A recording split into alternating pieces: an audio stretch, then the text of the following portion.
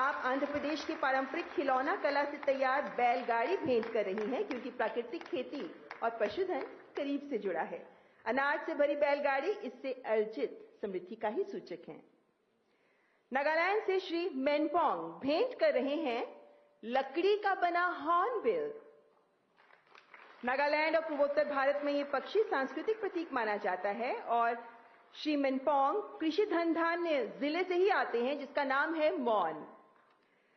Mrs साके गंगम्मा मंच पर पधार रही हैं, जो प्राकृतिक खेती करती हैं, यानी श्री अन्न मिलेट से बनी एक पेंटिंग अब माननीय प्रधानमंत्री जी को भेंट कर रही हैं। आप भी आंध्र प्रदेश के धनधान्य जिले श्री सत्यसाई से आती हैं। इस पेंटिंग में भी किसान ही की छवि अंकित है। राजस्थान के वरिष्ठ किसान श्री परशुराम नागर जी, जो चना और लहसुन उगाते हैं, एफपीओ से जुड़े हैं, अपने संगठन के द्वारा तैयार उत्पाद चना, लहसुन पापड़, आंवला कैंडी, मुरब्बा आदि भेंट कर माननीय प्रधानमंत्री जी का अभिनंदन कर रहे हैं। और उत्तर प्रदेश के सहारनपुर से श्रीमती उषा उपाध्याय, जो मधुमक्खी पालन का व्यवसाय करती हैं, आप अपने उद्यम में तैयार मधुमक्खी का पराग, शहद से बने कुकीज, प्योर बी वैक्स से बने कैंडल्स माननीय प्रधानमंत्री जी को आदरपूर्वक भेंट कर रही हैं। भेंट के माध्यम से आपकी हृदय स्पर्शी अभिव्यक्ति के लिए सभी किसान भाई बहनों का बहुत बहुत धन्यवाद। देवी और सज्जनों, केंद्रीय मत्स्य पालन, पशुपालन और डेयरी मंत्री माननीय श्री राजीव रंजन जी वीडियो कॉन्फ्रेंसिंग के माध्यम से आज हमारे साथ जुड़े हुए हैं। मैं माननीय मंत्री जी से सादर अनुरोध करती हूं कि कृपया इस अवसर पर अपने उद्गार प्रस्तुत करें। आदरणीय प्रधानमंत्री माननीय कृषि कल्याण मंत्री शिवराज जी, वीडियो कॉन्फ्रेंसिंग से जुड़े सभी सम्मानित मुख्यमंत्रीगण, सभी केंद्र सरकार के मंत्रीगण और भाइयों बहनों, आज आदरणीय प्रधानमंत्री जी के कर कमलों से कृषि प्रधान जिलों में पीएम किसान धन धान योजना का शुभारंभ किया जा रहा है। यह योजना कन्वर्जेंस, नवाचार और सामाजिक जो समावेशी विकास के माध्यम से कृषि के क्षेत्र में आगे बढ़ने के लिए एक नया अध्याय लिखेगा, एक नई परिकल्पना होगी। आदरणीय प्रधानमंत्री जी, आपका दृष्टिकोण रहा है कि जब ग्रामीण अर्थव्यवस्था मजबूत होगी, किसानों की आय बढ़ेगी, पशुपालन, मत्स्य पालन क्षेत्र में जब विकास होगा, तभी देश समृद्ध होगा। और इसी को ध्यान में रखते हुए 2019 में आपने इस मंत्रालय का गठन किया, जो मत्स्य पालन और पशुपालन के क्षेत्र पर काम कर रहा है। आज मत्स्य पालन और पशुपालन से जुड़े 10 करोड़ लोगों के हितों को आगे बढ़ाने का काम इस मंत्रालय के गठन के बाद आपने किया है। प्रधानमंत्री जी, इस पूरे क्षेत्र में, चाहे वो मत्स्य पालन का क्षेत्र हो या पशुपालन का क्षेत्र हो, इस पूरे क्षेत्र में लगभग 70% महिलाएं इस क्षेत्र से जुड़ी और महिला सशक्तिकरण की दिशा में आपका यह प्रयास काफी मजबूत साबित हुआ है और महिलाएं सशक्त हो रही। आपने मत्स्य पालन के क्षेत्र में जो प्रधानमंत्री मत्स्य संपदा योजना, फिश इंफ्रास्ट्रक्चर डेवलपमेंट फंड और इन योजनाओं को जो प्रारंभ किया, उसके कारण आज 110 वर्षों में आपके प्रयास के कारण 104% की वृद्धि के दर से आज मत्स्य पालन विश्व में अपना देश दूसरे स्थान पर है। ये आदरणीय प्रधानमंत्री जी, आपके का जो दृष्टिकोण रहा है, दृष्टिकोण को फलीभूत होते हुए और सरजमीन पर उतरते हुए हम लोग देख रहे हैं। आज की जो 16 योजनाओं का जो मत्स्य पालन और पशुपालन के जिन 16 योजनाओं का आपके कर कमलों से शिलान्यास और उद्घाटन हो रहा है, इन योजनाओं के कार्यान्वयन से, इन योजनाओं के सरजमीन पर उतरने से जो आधारभूत संरचना मत्स्य पालन के क्षेत्र में जो आधारभूत संरचना है, उसका काफी आगे बढ़ेगा, रोजगार सृजन होगा और हमारा जो निर्यात है वो निर्यात में हमारी वृद्धि होगी। उसी प्रकार पशुपालन के क्षेत्र में आपके इस 10 वर्षों के प्रयास ने 63% 63% की वृद्धि के साथ आज हम विश्व में पहले स्थान पर हैं दूध उत्पादन के क्षेत्र में। आज 25% जो पशुधन है उनमें उत्पादकता में वृद्धि हुई है। ये आपके 10 वर्षों के परिश्रम का परिणाम है। आपका जो दृष्टिकोण है वो आज सरजमीन पर उतर रहा है।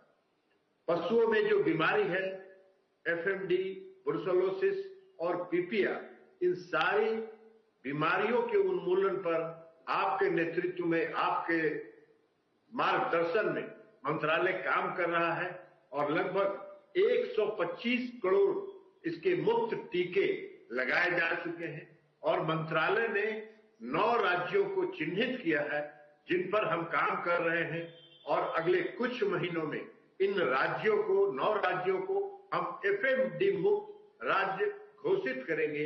इससे हमारा दूध के क्षेत्र में, डेयरी के क्षेत्र में जो हमारा निर्यात है वो बढ़ेगा। आपके मार्गदर्शन में प्रधानमंत्री जी ग्रामीण समृद्धि से राष्ट्रीय समृद्धि के विजन पर मंत्रालय काम कर रहा है। आपका मार्गदर्शन हम सबों को बराबर सदैव मिलता रहा है और उस मार्गदर्शन को लेकर हम लोग आगे चल रहे हैं। तो इसलिए आज प्रधानमंत्री जी आपने इन सारी योजनाओं के उद्घाटन और शिलान्यास के लिए समय दिया। हम आपका हार्दिक अभिनंदन करते हैं, स्वागत करते हैं और आपका आभार व्यक्त करते हुए हम अपनी बात समाप्त करते हैं। आपका हार्दिक आभार माननीय मंत्री जी। देवी और सज्जनों, राष्ट्र की आत्मा है हमारे अन्नदाता और माननीय प्रधानमंत्री जी के नेतृत्व में किसानों, पशुपालकों, मछुआरों के हितों को आगे बढ़ाने को दृढ़ संकल्पित है केंद्र सरकार। हृदय से किसान और किसानी को समर्पित केंद्रीय कृषि एवं किसान कल्याण मंत्री माननीय श्री शिवराज सिंह चौहान जी से मैं इस अवसर पर सम्मान पूर्वक अनुग्रह करती हूं कि कृपया अपने मनोभाव हमारे साथ साझा करें। माननीय मंत्री जी, आप यहां से अपना संबोधन प्रस्तुत कर सकते हैं।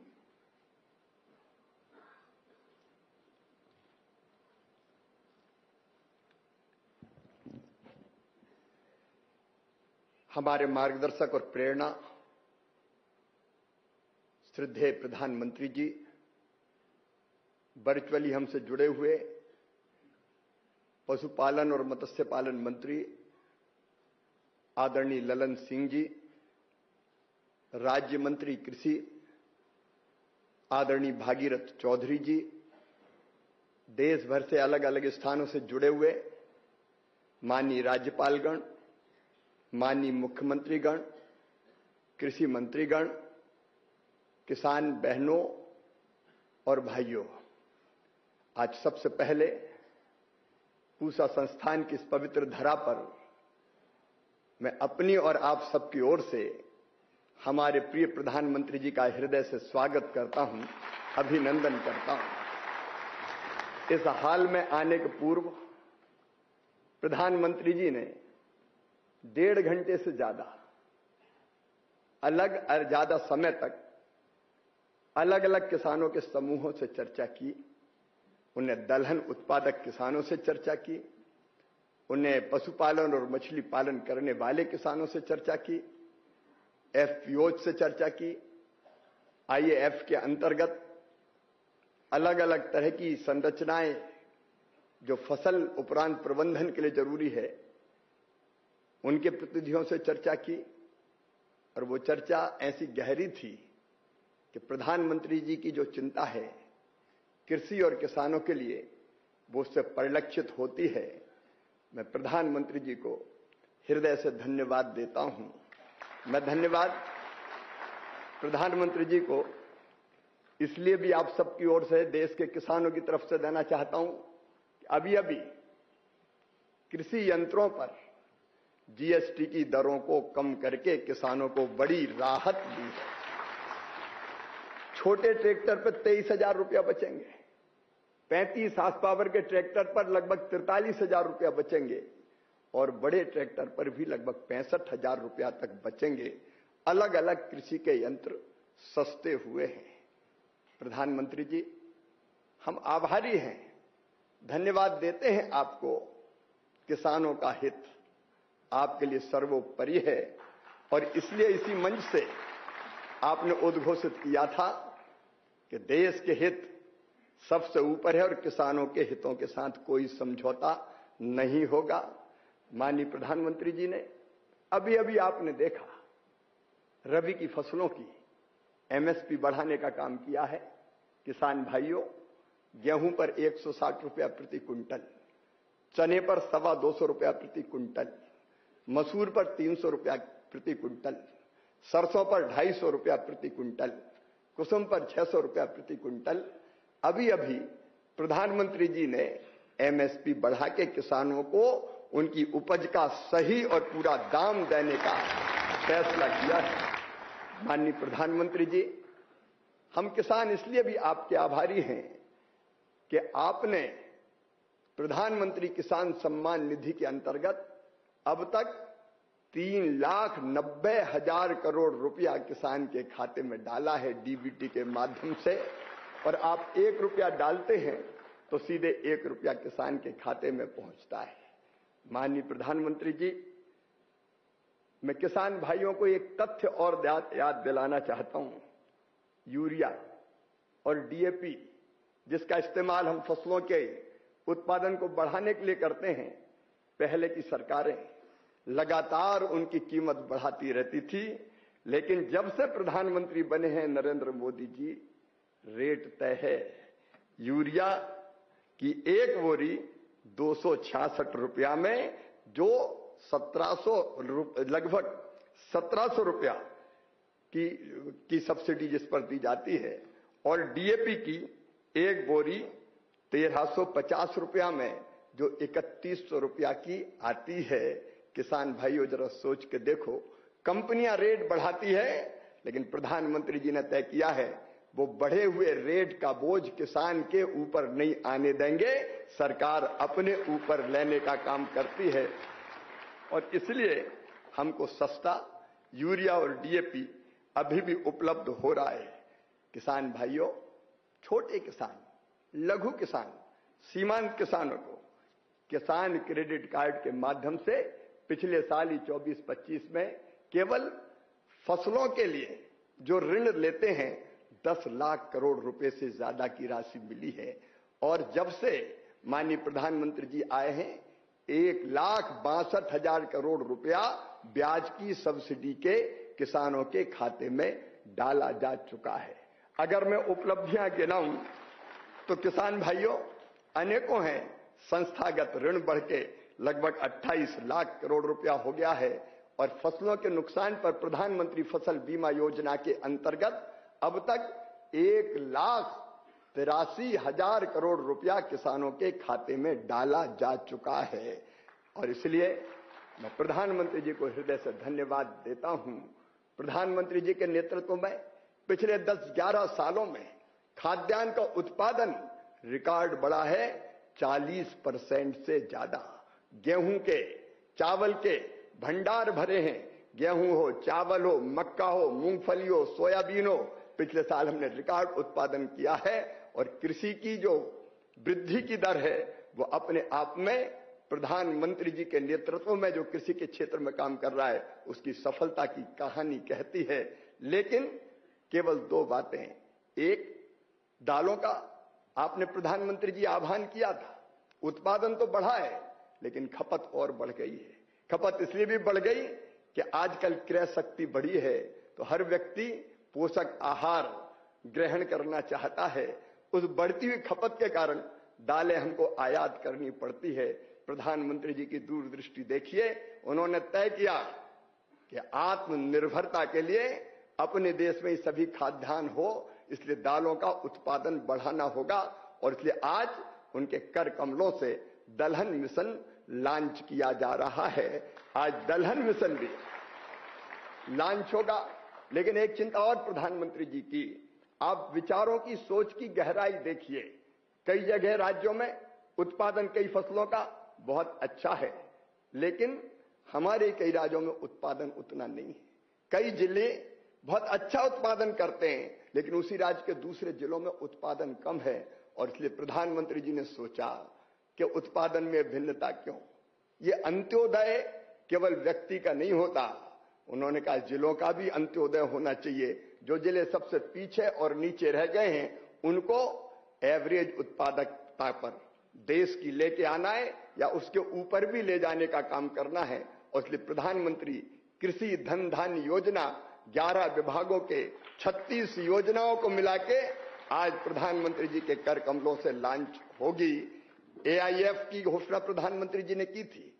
Agriculture infra fund 1 lakh crore के, मुझे बताते हुए खुशी है किसान भाइयों, 1,17,000 करोड़ रुपए की परियोजनाएं स्वीकृत हो गई, कहीं पे काम हो गया। Cold storage, warehouse, processing units सब खड़ी हुई है। ये प्रधानमंत्री जी के विजन का ही परिणाम है। और प्रधानमंत्री जी का ही विजन है कि छोटे छोटे किसान हमारे कैसे प्रतिस्पर्धा का सामना करें।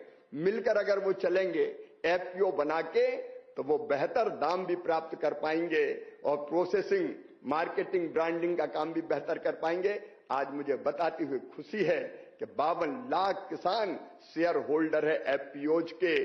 1100 FPOs करोड़पति बन चुके हैं और उनका टर्नओवर 15,000 करोड़ रुपए से ज्यादा का हो गया है। लेकिन प्रधानमंत्री जी यहां रुकने वाले नहीं हैं। जब हम तुलना करते हैं कि 13-14 के बाद उत्पादन इतना बढ़ गया, तो उनका भी ये तुलना छोड़ो पिछली सरकार और अगली सरकार। अब तो हमारे स्टैंडर्ड होंगे, हमारे मानक होंगे, वैश्विक मानक। दुनिया में जो बेहतर से बेहतर हो रहा है उसको भारत करेगा और उससे भी आगे जाएगा। मैं सोच को प्रणाम करते हुए प्रधानमंत्री जी को धन्यवाद देते हुए, ये संकल्प किसानों के साथ कृषि विभाग का है कि प्रधानमंत्री जी ने चाहे दलहन मिशन हो और चाहे हमारा प्रधानमंत्री कृषि धन धान्य योजना, उसको सफल बनाने में हमारे वैज्ञानिक भी कोई कसर नहीं छोड़ेंगे। हर प्रांत में हम वैज्ञानिक भी लगा रहे हैं, नोडल अफसर भी आए हुए हैं और प्रगतिशील किसान तो वैज्ञानिकों से भी बड़े वैज्ञानिक हैं। कई इनोवेशन उनके माध्यम से हो रहा है। हम सब मिलके प्रधानमंत्री जी के संकल्प को, आत्मनिर्भर भारत के संकल्प को, विकसित भारत के